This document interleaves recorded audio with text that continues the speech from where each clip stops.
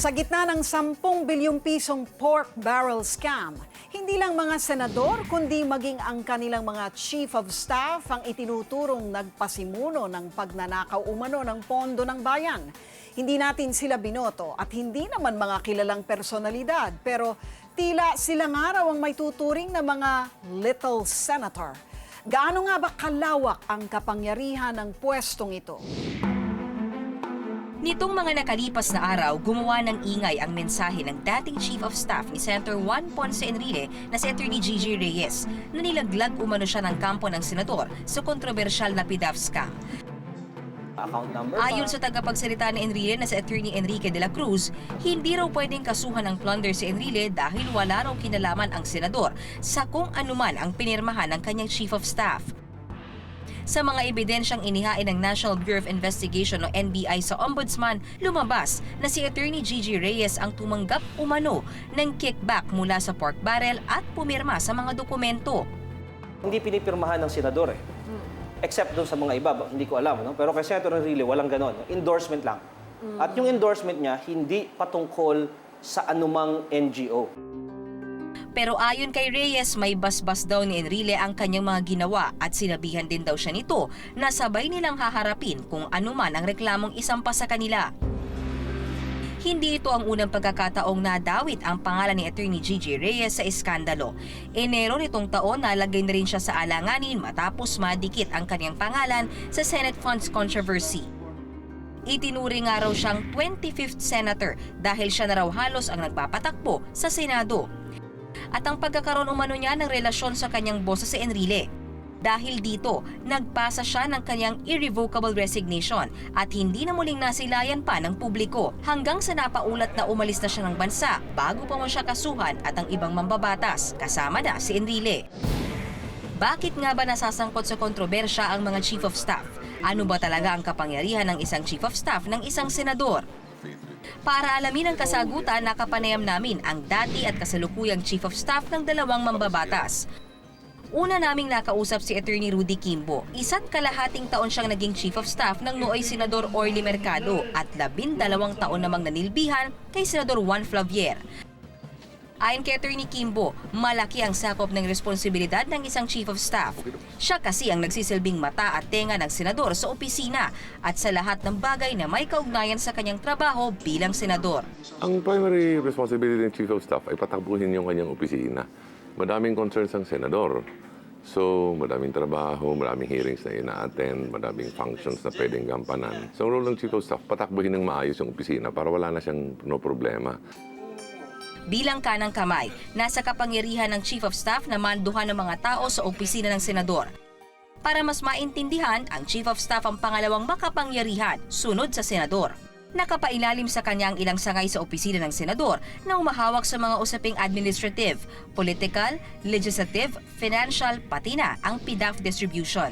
So, administrative, meaning paano yung assignment of staff, tapos disciplining the staff, tapos tulungan siya sa legislation, paano mag-draft ng bills, resolutions, samahan siya sa mga hearings at saka sa session hall, primarily to give him advice and to supervise on his behalf the staff members that he has. Ayon naman sa Chief of Staff ni Senador Antonio Trillanes III na si Attorney Reynaldo Robles, siya ang nagsisilbing kinatawan ng senador.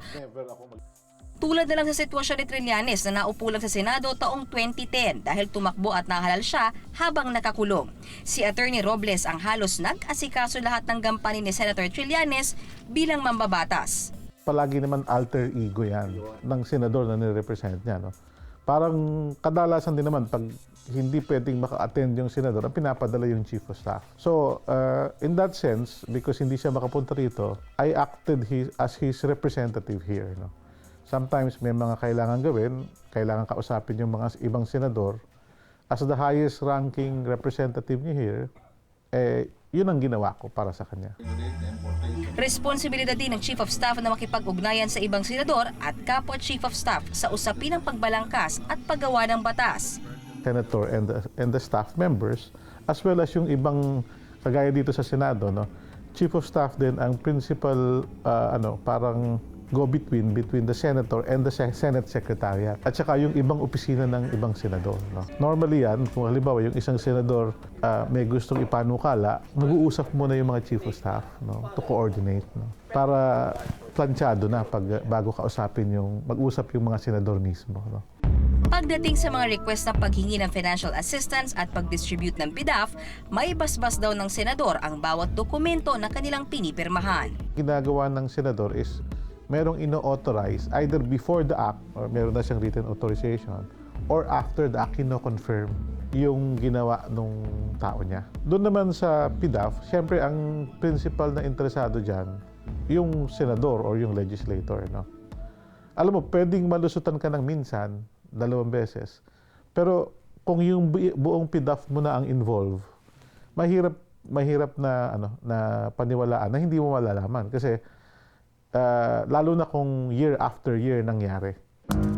Ang pagpirma ng mga dokumento sa ngalan ng senador ang isa sa mga pangunahing rason kung bakit at risk ang isang chief of staff. There's always that chance of being charged, no, for one act or one decision na ginawa mo or for doing something in behalf of your boss. No? Kasama sa risk of working in government yan. No? Ayon kina Attorney Kimbo at Attorney Robles, hindi matatawaran ng kahit magkanong halaga ang responsibilidad na kanilang tinanggap. Hindi man daw kasi sila iniluklok ng masa sa pwesto, kaagapay naman sila ng senador sa pagsulong ng mga batas at advokasya na maaaring magbago sa kalidad ng pamumuhay ng bansa. It was the most pleasant part of my life. It was the most pleasant time of my life. It was the best boss I ever had, meaning as a direct boss. Importante na naranasan ko or naramdaman ko, no, bilang naging chief of staff ni Senator Trillanes is yung pribilehiyo na to serve, no, the people. No. Ang mga chief of staff kanang kamay na maituturing ng kanilang pinagsisilbihang mga senador. Pero sa huli, hindi sila dapat basta lang sumusunod sa mga utos ng kanilang boss, kundi sa utos ng taong bayan, sa utos ng kanilang konsensya. Ako po si Mayan Los Baños nag-uulat para sa Reaksyon. FYI mga kapatid, for your information.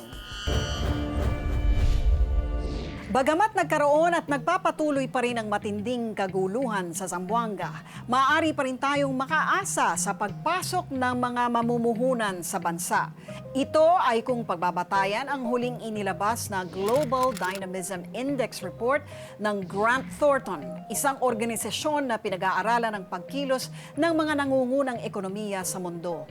Ayon sa 2013 GDI report, nanguna ang Pilipinas sa mga nagpakita ng senyales ng pag-unlad sa pagnenegosyo base sa 5 mga mahalagang pamantayang ginamit ng Grant Thornton tulad ng business operating environment, science and technology, labor and human capital, financing environment, at economics and growth. Sa overall dynamism, tumalo ng 25 puntos ang Pilipinas at ngayon ay nasa pang-21 ng pwesto sa 60 bansang kasama sa pag-aaral.